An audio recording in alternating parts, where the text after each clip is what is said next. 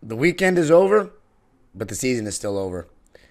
It's time to look forward at the offseason and also to reflect on what was one of the most tumultuous roller coaster seasons in the history of the LA Clippers. Going to be looking back at it all and talking about the feeling the weekend after on today's Locked On Cancun Clippers.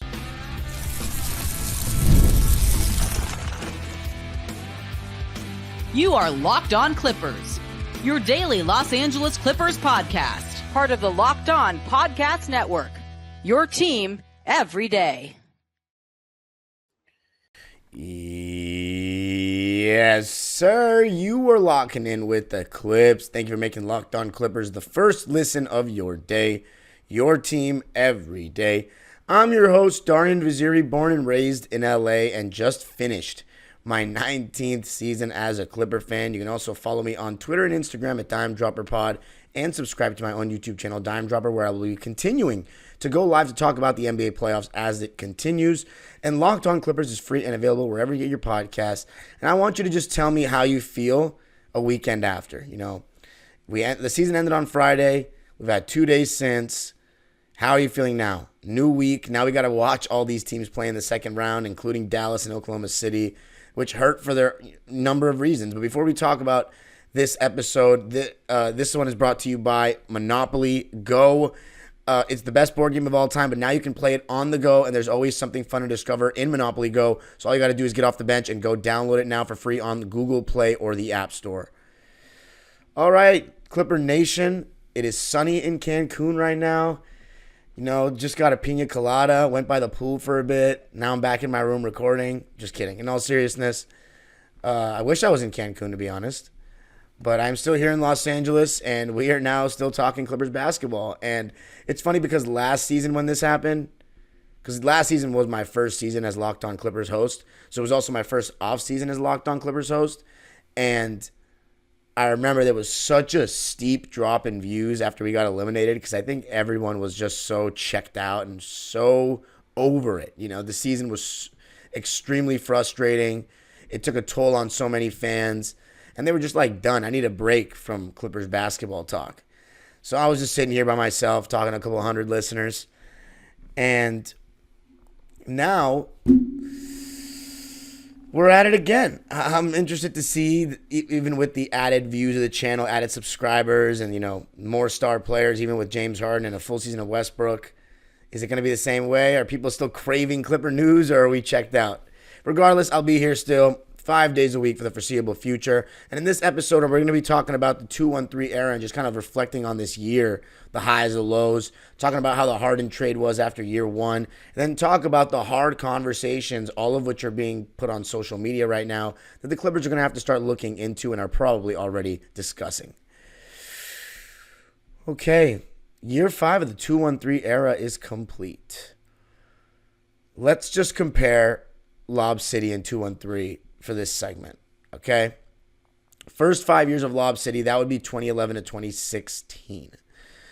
In the 5 years of Lob City, we made the playoffs every single year. In the 5 years of 2-1-3, we missed the playoffs 1 year in 2022 due to Kawhi Leonard tearing his ACL.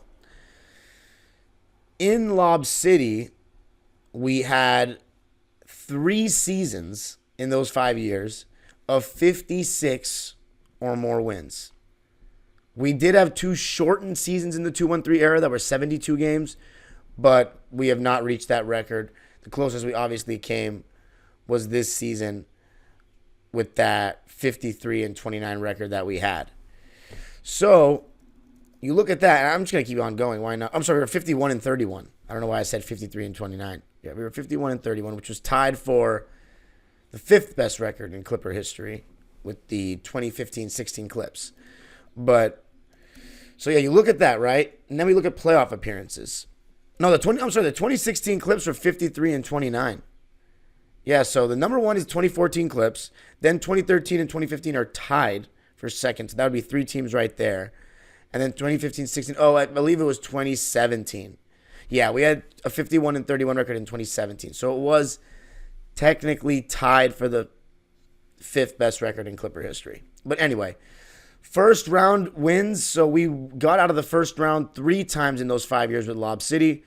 We have gotten out of the first round twice with 2-1-3.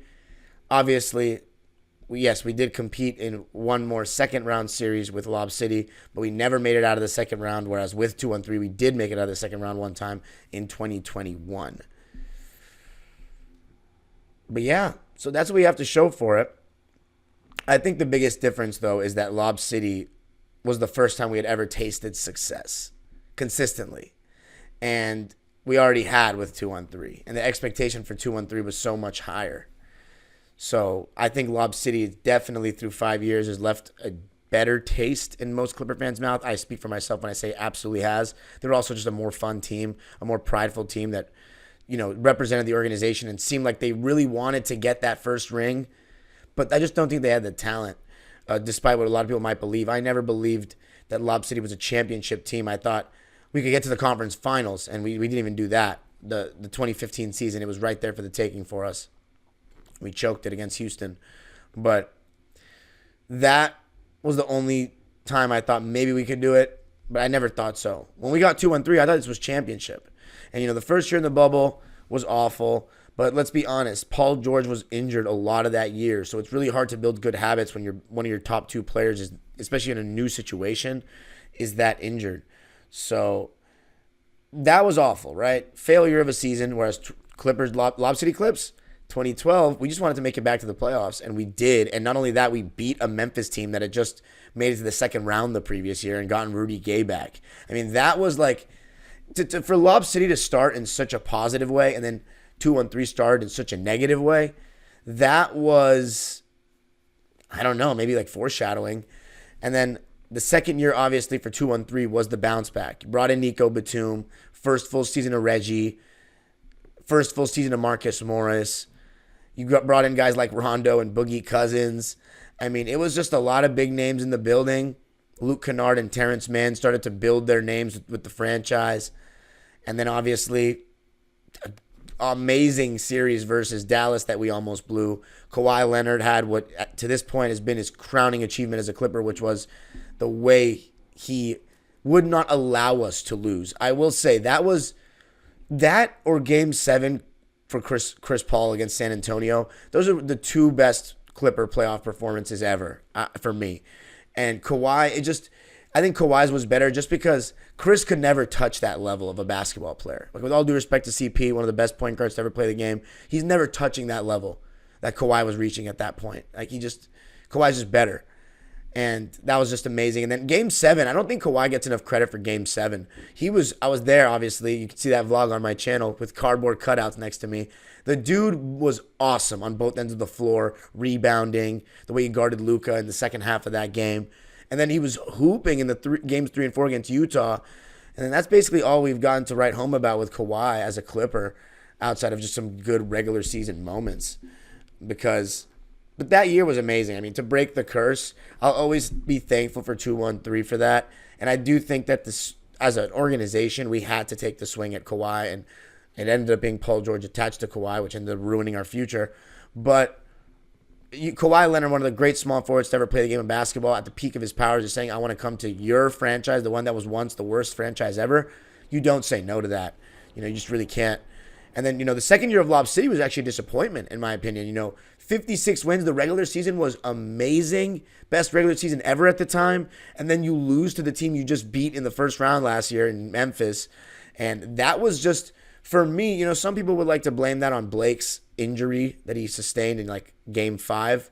And then after that, he really didn't have much left. And, looking back at that series, if you tell people, well, Blake Griffin was hurt and he was only averaging, 15 points in the last 2 games of the series, they'd be like, oh, okay, of course you lost. But, I just tend not to make excuses. If you're on the court, you're on the court. He clearly wasn't 100% after that injury. For me, the reason why we lost that Memphis series, though, is because we let go of the backbone of our 2012 team that won us that series, and that was Reggie Evans and Kenyon Martin. And playing against that Memphis team, when they lost Rudy Gay, they really fed the ball down to Mark and Zebo, so that was tough. We kind of got destroyed on the inside. But that was disappointing, so it kind of flipped. 2-1-3. I should have named this segment 2-1-3 versus Lob City through 5 years. That's kind of what it is. But yeah, The 2-1-3 era second year was amazing redemption, whereas the 2013 was kind of a step back. And then 2022 was just unfortunate because Kawhi got his ACL taken away from him and us after that game 4 against the Jazz. Just unfortunate. That was a super fun year, though, 2022. That was, at the time, the most games I'd gone to in a season. Our attendance really wasn't that great, even with Paul George. It was mid-attendance for the most part. But it was also right after COVID. It was the first year that fans were allowed in arenas at full capacity. So it was a transition. And I do think it's really been different after COVID in terms of those live events. But that was a really fun season. You saw Reggie Jackson and Marcus Morris at the peak of their Clipper tenures. No. Reggie Jackson and Marcus Morris in 2021 were better, but in 2022 they were still pretty damn good, all things considered. And then you saw Amir, Terrence, with what they were able to do. Isaiah Hartenstein, Zubats, and Batum had all solid seasons. Robert Covington was amazing when he played. So or after he got traded to the Clips. So that was a really fun season. But obviously, with Paul George missing 51 games too and Kawhi missing all 82, that was kind of a wasted year, you know what I mean? Because of the injury. Year 3 of Lob City, we got Glenn Rivers. We had DeAndre Jordan. And I do give Glenn Rivers credit for getting DeAndre Jordan to take that leap. We had Darren Collison coming off the bench. That team kind of redeemed itself. We had the whole Sterling incident. We beat a really good Golden State team. Had the most wins in franchise history. Blake Griffin was an MVP candidate. I think that was probably the closest a Clipper player has ever been to winning MVP besides Bob McAdoo in Buffalo. Blake was playing at an insane level. CP was great. Jamal was 6th man of the year. And we were playing such a fun brand of ball. And then second round, OKC, we all remember, we had the series, man, and then Chris Paul just spazzed. I'll never forget that. And the ball was off Reggie. You know what I'm saying? That was a ridiculous call. I'll never forgive that. They've never called that the same since. Nonsense, BS. But I still take that year, obviously, over 2022. And then you go to 2023, year 4 of the 2-1-3 era, which was last year, which is a complete disaster. It was a complete disaster. Kawhi, not being 100% really till, December, worked his way back into form. Paul George was being very inconsistent throughout the season.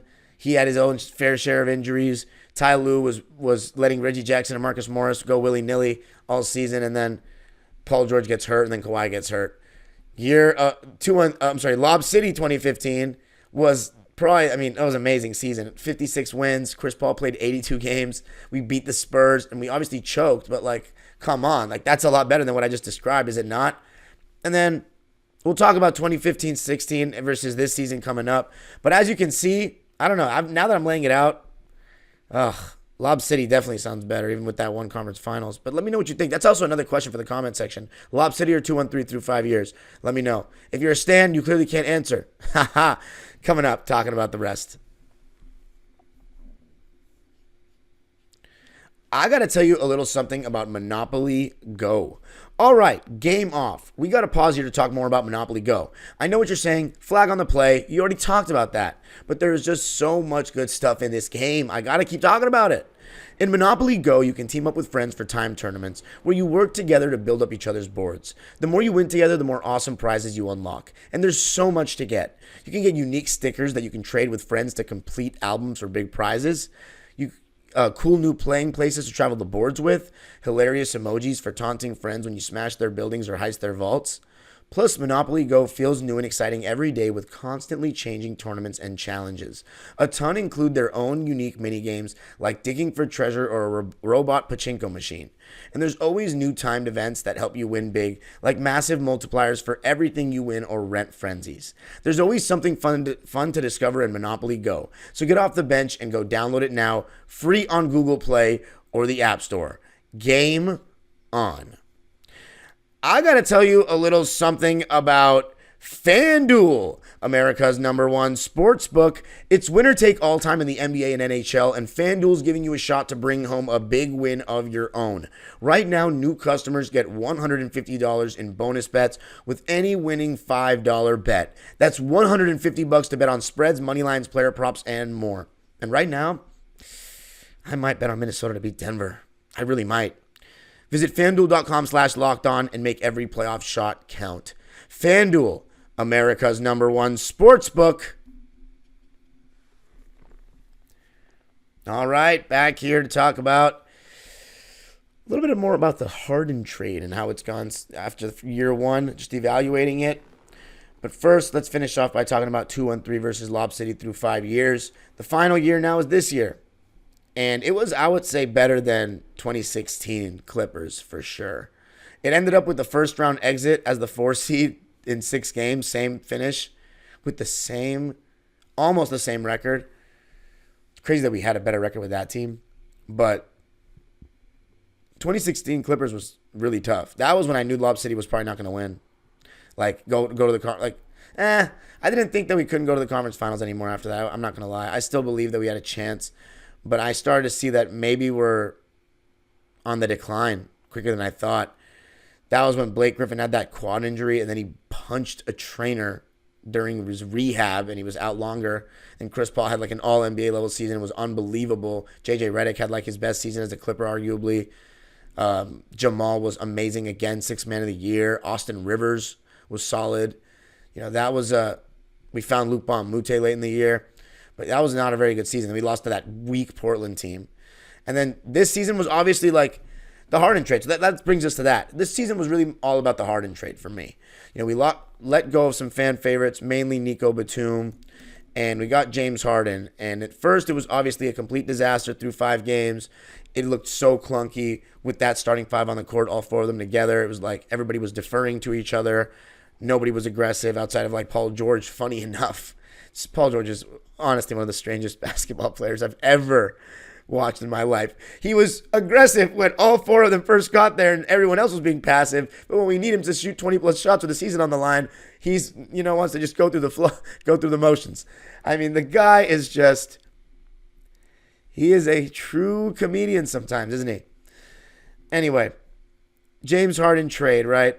So like looking back at it, James Harden, PJ Tucker to the Clippers for Marcus Morris, Rocco, Nico, KJ Martin, our 2028 first-round pick unprotected and 2 second-round picks, and a 2029 pick swap, and an additional first-round pick from the Thunder.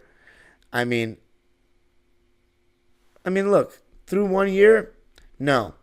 That sounds like awful because we lost picks and we're like, so deprived of them, and we're like, oh my God, what direction do we go in now? This team blow it up versus team we have no choice but to keep it together versus we should keep it together because I want to go and get another season of if Kawhi can be healthy, let's reap the benefits of finally having this guy. But man, James Harden, I will say this. I think he did what James Harden was expected to do. I think he performed in the regular season. He was arguably our second best player throughout the regular season. And you know what? For all I did keep saying over and over again, and it's obviously my bias towards Paul George because he's been here longer. Paul George as our second best player over James Harden. I would rather have Paul George.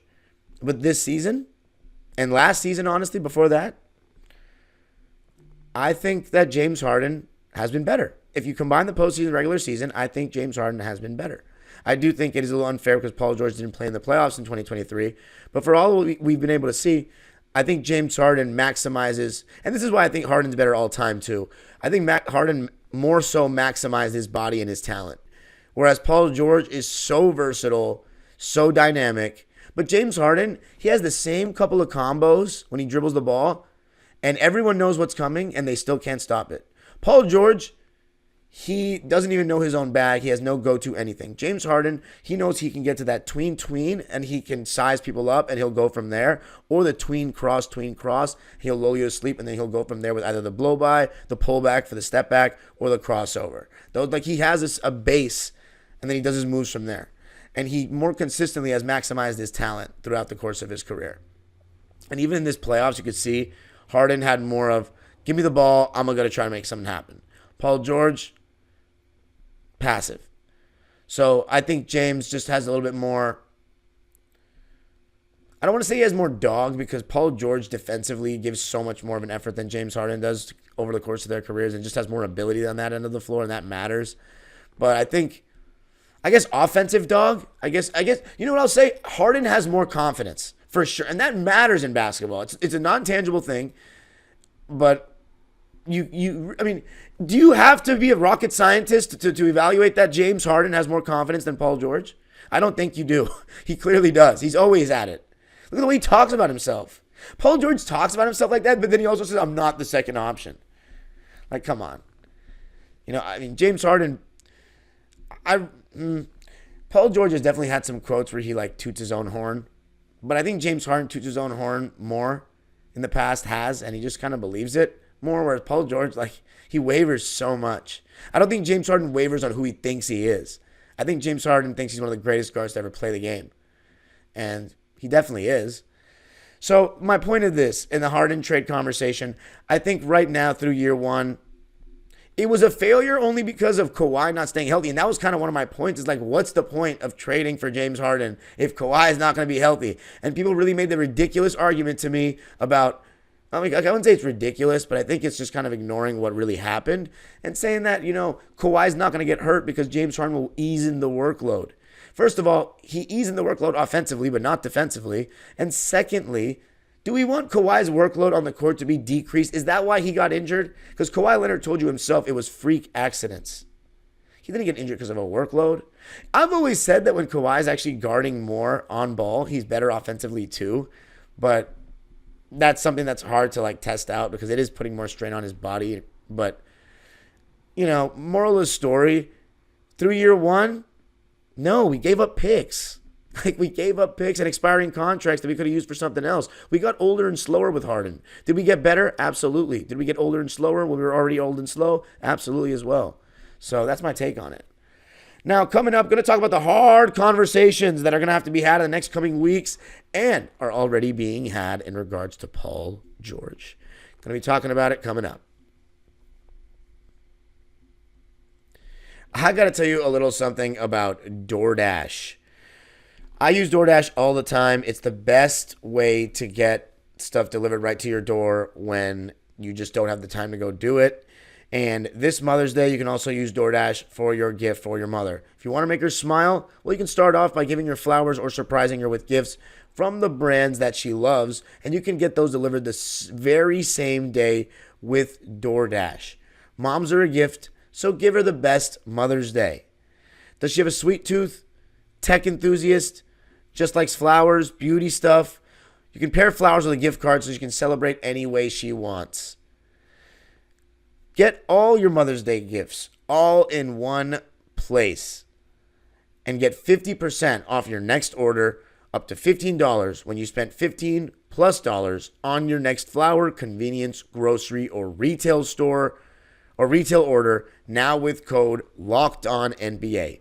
That's LOCKEDONNBA. Order using DoorDash today. Terms apply.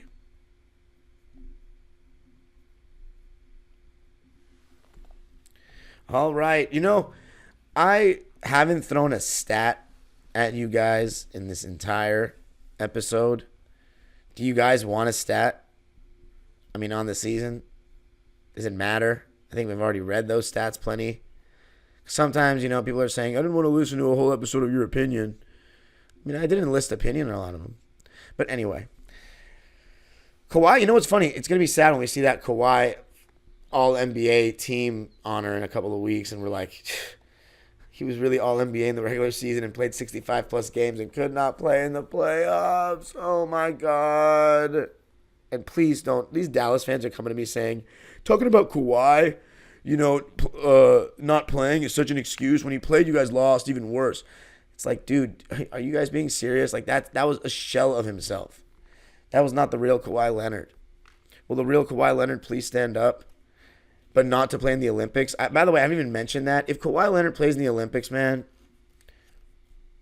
I'll have a lot to say, but I'll also have nothing to say. I'll have a lot to say, but I can't get too mean on here. Because come on, man. I'm going to sound like a soccer fan. Man, if anyone's a Clipper fan that also supports Man United, do you guys remember when Sir Alex Ferguson, this was the manager of Man United, they used to lie about Ryan Giggs and certain players' injuries to prevent them from playing for their international teams so they wouldn't get hurt? Dude, we can't have Kawhi risking injury on international duty. When he's, come on, this isn't a joke. But anyway, and please don't come to me saying he wants to play for his country. Dude, really? You're getting paid $50 million by this team. Like, are we here for Kawhi's personal goals, or are we here to win a championship for the LA Clippers organization? I mean, that's what bothers me. But anyway, let's not talk about Kawhi anymore. How about Paul George? By the way, so yeah, that's the most Clipper thing ever. That Kawhi not being healthy after having the healthiest season he's had in like years. But here's the conversations that are being had right now. Paul George wants a max contract. Kawhi Leonard took 3 years, $150 million. Which to me, when Kawhi's healthy, is worth it. But like now it's like, oh my God, are people, if we want to trade Kawhi in the future, are people going to take that contract with his lack of availability? I don't know. By the way, anybody that's watching on YouTube, if my face looks so pale, it's because I'm recording this in the morning and the natural light just seeps in. So apologies for that. I'm not actually pale like that. But Paul George, he wants a max contract. Okay, let's obviously just squash this right away. He's not worth a max with the way he plays. Like, let's be honest. Now let's read some stats. Let's read some stats, Paul George. He averaged, 22 points a game this year? Anyway, as I'm pulling those up, he wants a max, and Philadelphia, with the way former Clipper, and I love him to death, but former Clipper Tobias Harris played in the playoffs, they definitely want a third guy for Maxey and Embiid, and Paul George, he should be a third guy at this point. And I honestly think that would be a great move for the Sixers and for Paul. The only con is, or negative to it, let's read for Paul's side, Paul wants to be here. He loves to be here with his family. He wears Clipper gear wherever he goes. He clearly likes represent. I mean, I don't think he does the best job representing the Clippers on the court all the time, but he clearly takes pride in being here, and I love that. He shows off the Clipper merch. He's all about it. He's a good ambassador for the franchise, and I really care about that stuff. And I have great memories with him, and he's one of the best Clippers of all-time leader in three-pointers made. Gotta love it.